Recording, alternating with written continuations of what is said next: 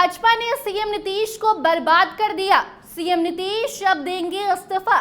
प्रशांत किशोर ने कर दी बड़ी मांग। कहा कि नरेंद्र मोदी और अमित शाह ने नीतीश कुमार के साथ किया है खिलवाड़। बताएंगे पूरी खबर। अब नमस्कार, स्टार टीवी बिहार देख रहे हैं आप और मैं आपके साथ वंदना।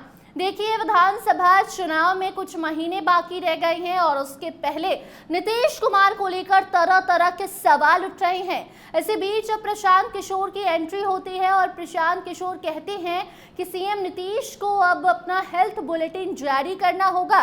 कोई नेता, कोई विधायक या फिर कोई भी पोस्ट पर अगर किसी को लिया जाता है तो उसके पहले हेल्थ बुलेटिन उसे जारी करना पड़ता है, बताना पड़ता है कि वो स्वास्थ्य उसका कैसा है, उसे कोई बीमारी तो नहीं है। तो ऐसे में जब राज्य के मुख्यमंत्री नीतीश कुमार की बात आती है तो क्यों उनका हेल्थ बुलेटिन सामने नहीं लाया जा रहा है।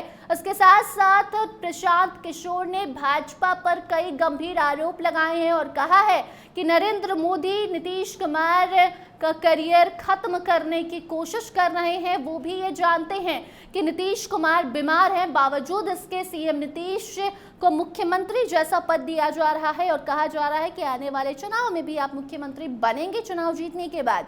लेकिन देखिए, सच क्या है ये भाजपा भी जानती है। ये कहना प्रशांत किशोर का है और आप खुद सुनिए कैसे एक बार फिर जनस्वराज के सूत्रधार प्रशांत किशोर ने सीएम नीतीश से इस्तीफे की मांग कर दी है, भाजपा को भी घेरा है। आप देखिए हमारे संवाददाता प्रमोद प्रभाकर की रिपोर्ट समस्तीपुर से। देखिए, नीतीश जी की जो हरकत है या जो उनकी भाव भंगिमा है, जो उनके वक्तव्य हैं, इसको लेकर मैं ज़्यादातर पिछले 2-2.5 साल में मैंने कोई वक्तव्य दिया नहीं।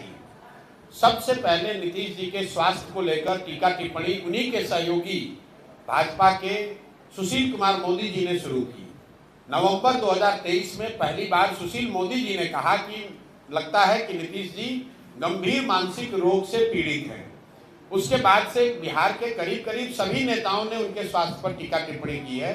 मैंने कभी टिप्पणी नहीं की थी जनवरी तक, लेकिन जनवरी में जब बीपीएससी का आंदोलन चल रहा था, अधिकारियों से या व्यवस्था से हम लोग की बातचीत चल रही थी, तब मुझे इस बात का अधिकारियों के माध्यम से भी फिर से ज्ञान हुआ, समझ आई कि नीतीश जी की मानसिक हालत दिनों दिन इतनी खराब हो गई है कि उनको ज्यादातर विषयों की समझ ही नहीं है, कोई उनको पता ही नहीं चल रहा है कि राज्य में हो क्या रहा है।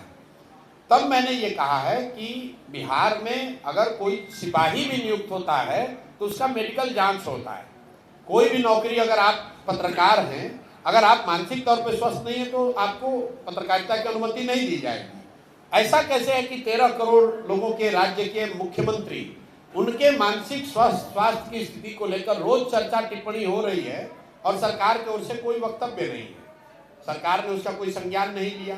फिर हमने कैमरे पर कहा और आज रिपीट कर देते हैं, नीतीश कुमार शारीरिक तौर से थके हुए और मानसिक तौर पर अस्वस्थ हो गए हैं। और अगर इसका प्रमाण आपको जानना है तो खाली आप खड़े होकर नीतीश कुमार जी से उनके मंत्री परिषद के सदस्यों का नाम पूछ लीजिए। नीतीश कुमार की मानसिक हालत आज ये है कि वो अपने मंत्री परिषद के साथी मंत्रियों का नाम तक नहीं जानते हैं, नहीं याद है उनको, और उनके भरोसे 13 करोड़ लोगों का जीवन छोड़ा हुआ है। तो नीतीश कुमार जी की तो गलती है ही, उन्हें इस्तीफा देना चाहिए क्योंकि वो स्वस्थ नहीं है।